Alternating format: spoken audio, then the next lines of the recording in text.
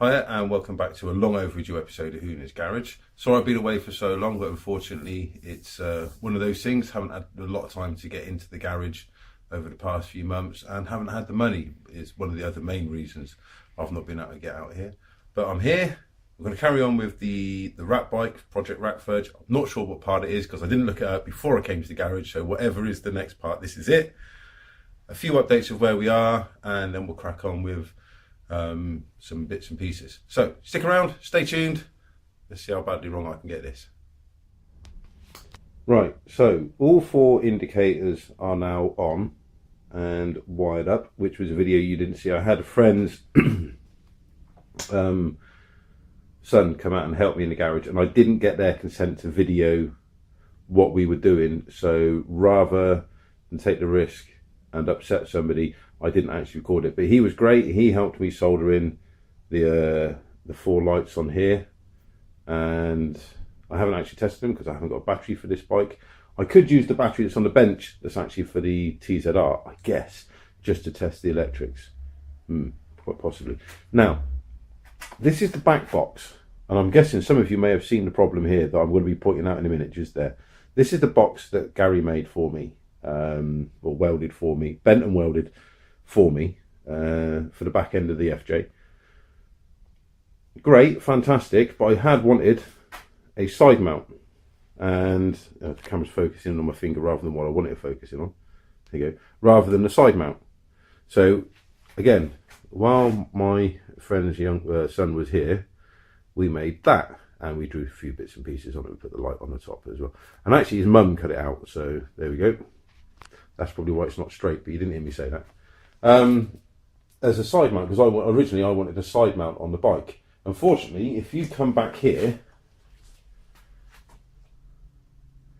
yeah, I think you're starting to see the problem. The side mount, and the closer you get to it, well, I mean, even from back here, you know, you're going to see the number plate, but you're not, because that's a brake light on top of that number plate as well. You're not going to see that, and you really want people to see indicators. All right, some may argue you don't really need them.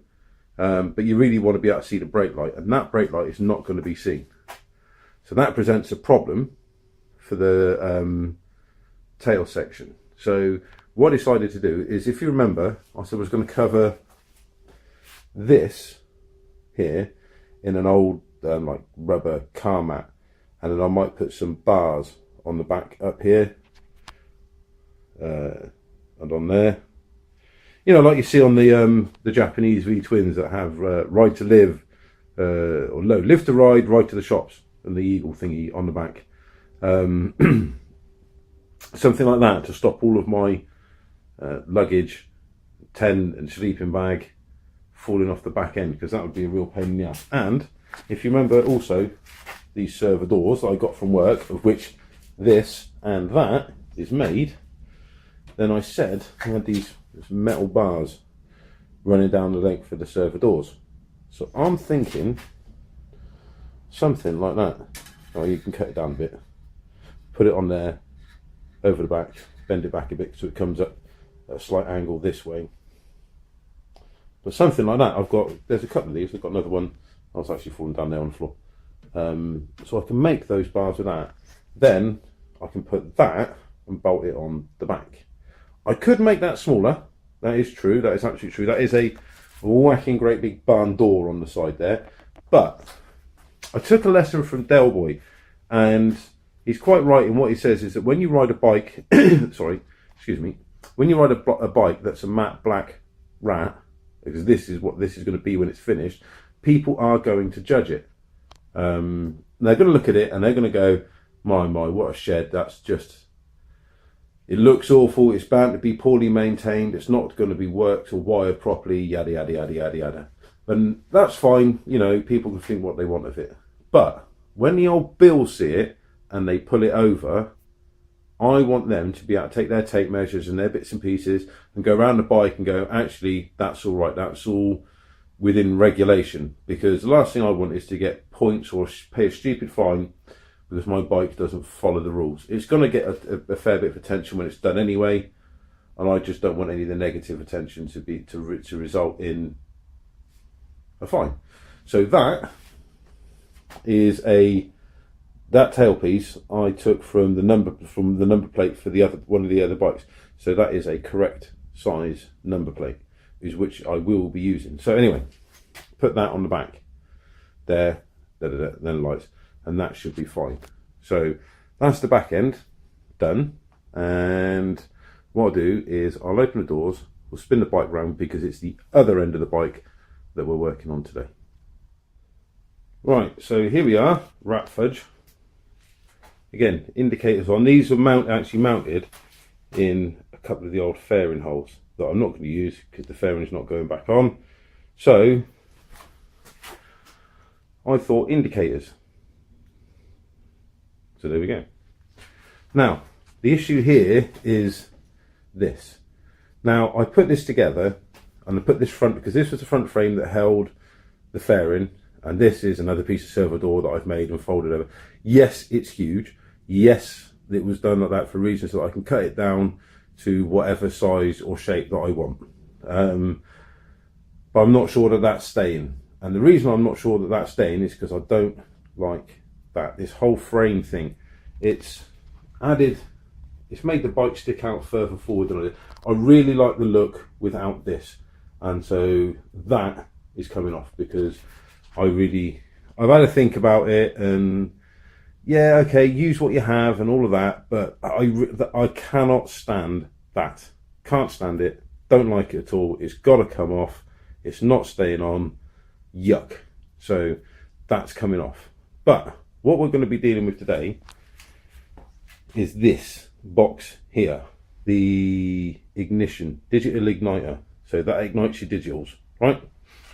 So that obviously used to hide behind the fairing, but since I took the fairing off, that's now exposed. Now it's not in a waterproof, I don't know if it's waterproof, it's tucked up underneath the fairing, fairly out of the way, but it is supposed to be, I suppose, kept dry. It's not supposed to get wet, so I don't really want to expose it to the British weather, which, as you well know, is not the driest of weathers in the world. But that leaves me a problem. Where do I mount it? I can take all of these cables apart and then move it backwards and possibly hide it underneath the seat, but that's a lot of mucking about, really, when a lot of the wires go up here. And then there's another extension of this loom that goes all the way over to the other side of there. Now I've got to bring all those back because there's a couple of electronic doofers in there. So today is get this horrible thing off and sort out what we're going to be doing with that. So let's get that off first of all. Right, just to prove this is a crap angle in it, just to prove it's not me, there you go. I'm sorry, but that just looks so much better without all of that sticking out the front. Shorter, short on the back, short on the front, shorter, more aggressive, looks meaner, nastier. Hopefully it will scare lots of small children. Now, I think what I'm going to have to do is possibly run a bar up there and a bar up there. And what I want, ideally, I think, is 2 headlights at the front. Not Dominators.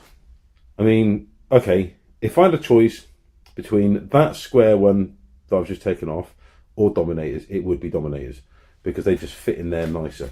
But I think they have been done a bit to death, personally. I'm not over keen on them. But if you look up a rat bike called Scud, it's got 2 big round headlights at the front.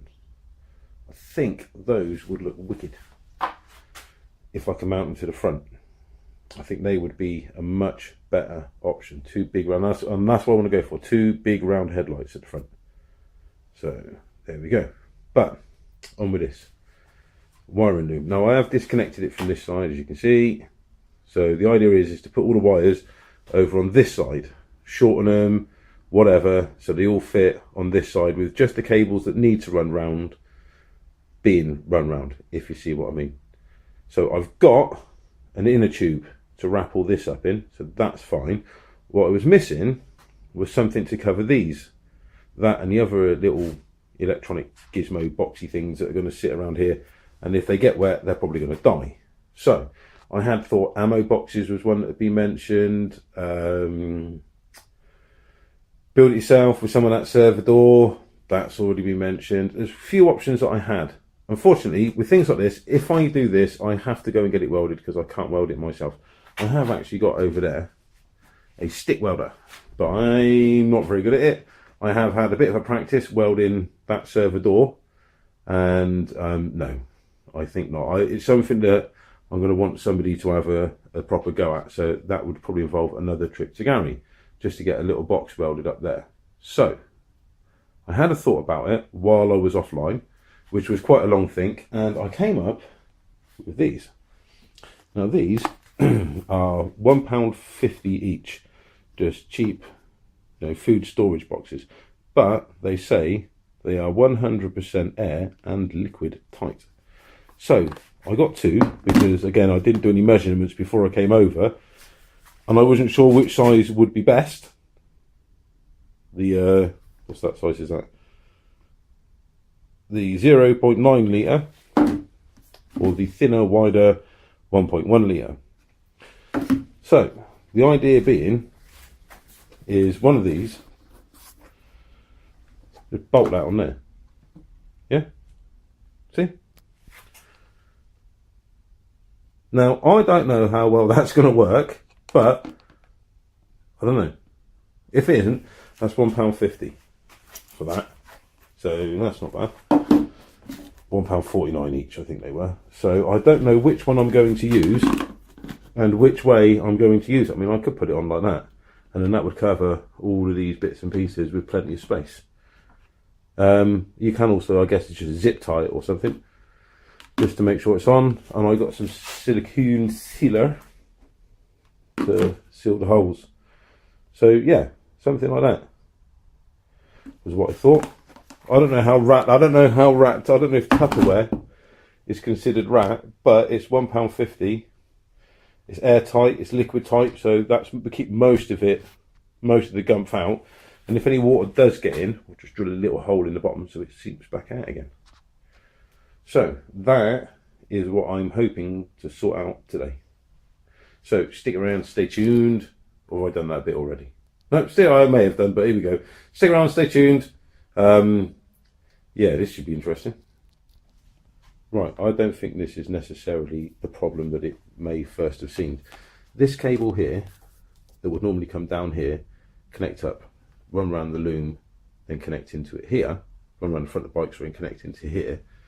Okay, that actually rolls down through here and comes over to here, which is a little bit more gap, which is where the plastic box, lunchbox is going to be. With that cable can go into that as well and connect into that.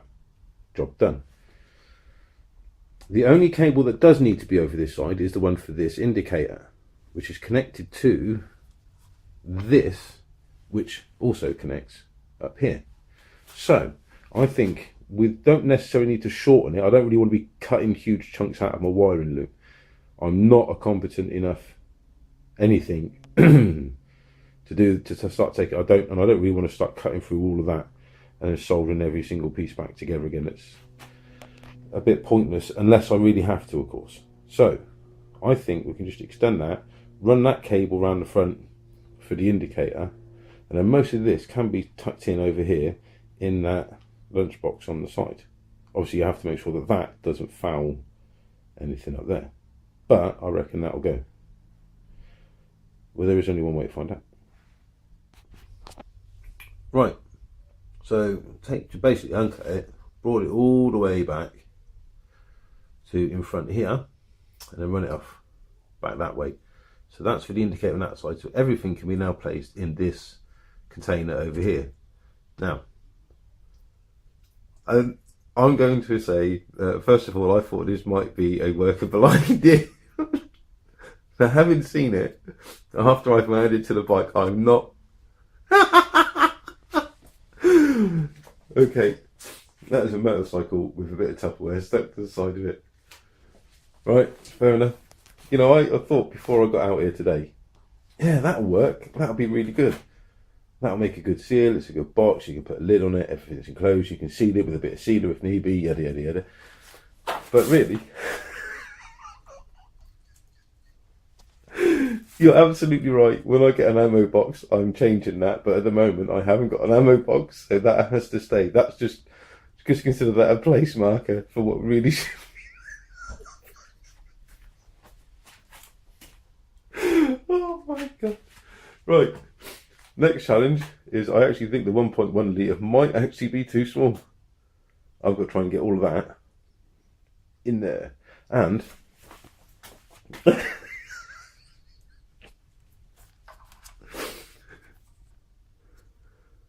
that's the connector from over there. I've got to get that inside. Now, I can cut this that way, but then it loses a lot of this waterproof in this seal here. I can take all of these off, slot the cable through one by one, keep this bit, but just drill a hole and poke everything through there, which would be an option, only I haven't got the tool to take those out one at a time. What I would really need to do is take a photograph of it, so that when I poke them through, I can then reconnect it back up again. But I don't want to be breaking this clip if I can possibly help it. So, bearing in mind, I can't take that seriously. Bearing in mind that when this gets changed for an ammo box, I will probably have to do that rather than cut the ammo box. So a big hole to let that in. I don't know. I'm still umming and ahhing about that. I can, like I said, just cut out a section here, just a little bit here, feed those through, put it back over the top, and then jam it full of this sealant stuff I got. And then at the bottom here, where the cables come in, I could just, again, do the same, just cut a hole that's just big enough to fit the cables in, and then just jam it up with sealer.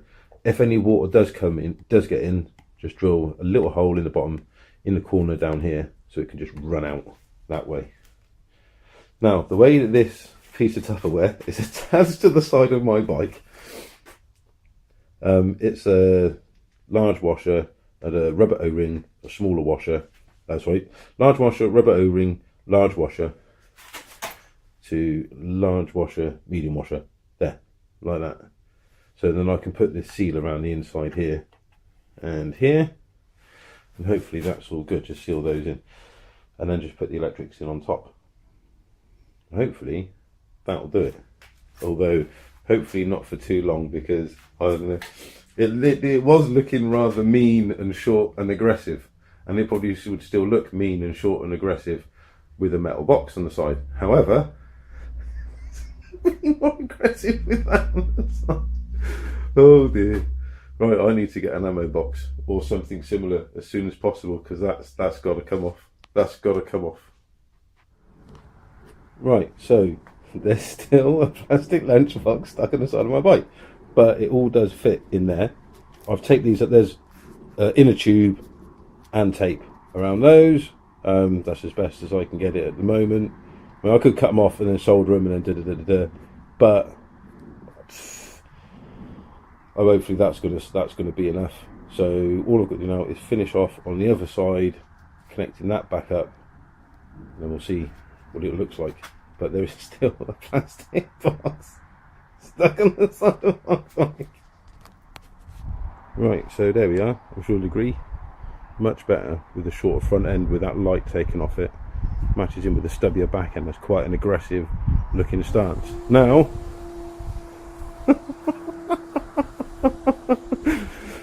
we were saying waterproof container for some of its electrics.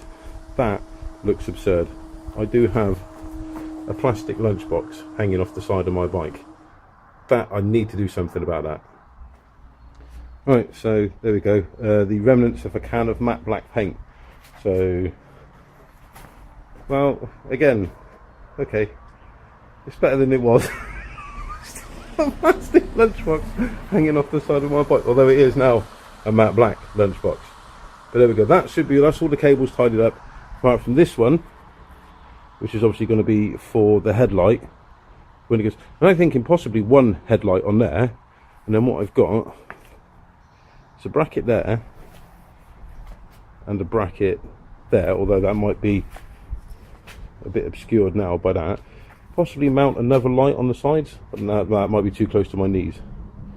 Don't know, I was thinking about that, because FJ headlights are naff, but then if I'm going to mount an aftermarket headlight or two on there, that's going to be better. But definitely much better without that stupid cage on the front. and that big spoiler, much better. So there we go. Right, and I've run out of time, so I can't do anything more, but I've got done what I wanted to get done today, which was get those electrics housed onto one side of the bike into something fairly waterproof, at least certainly protects it from the elements. I've got some silicone sealer, so I can put that in the gaps around the outside of the box for the 2 holes that I've made to get the cables in, and hopefully seal it up to the worst of the weather. And like I said, drill a little hole in the bottom, just so if anything gets in, it can get out again. But I do have a plastic box bolted to the side of my bike. It does look better now that I've painted it black. I will admit, I will agree, it does look better now that I've painted it black. I couldn't look at it before without laughing, because it's just a plastic lunchbox that's put on the side of the bike. But it does look better now it's black. But if I get a ammo case or something similar, I'll probably change it. I don't know. It's one of those things, isn't it? You look at it and go, that's just stupid. But then that's what rat bikes is all about. It's just something daft. It's a bit of fun. It's just what you've got to hand, what you can come up with that doesn't cost a fortune. So I don't know. We'll see how that goes. We'll see how it goes. So I'll try not to leave it too long between episodes next time. I'll hopefully get back out here again. I've got some of these. Dale got these as well for damage before he sold it. Little LEDs, 99p plus 35p postage and packing. I bought 2 sets, £3, 2 sets, and it's a red one, a green one, a white one, a yellow one, and a blue one. Like I said, I've got 2 sets of those, so I can use them on the TZR and on the FJ. I'm not sure which ones you need legally. I think you need a high beam and an indicator. I think you need those legally, or high beam and something else legally. I will put indicators on as well. What I'll probably do is use the green ones as indicators for the TZR, and then these yellowy green ones as indicators for the FJ, because I don't think I've got to use those ones on the TZR, but I've got a use for the other ones, and then I've got a spare blue one, a spare red one. So that'll be on one of the next episodes. But there we go. That's it for this episode. Sorry it's been so long. Hopefully we'll get out in the garage a bit more. We'll have some more fun with Project Fudge. And yeah, ride safe. See you on the next episode.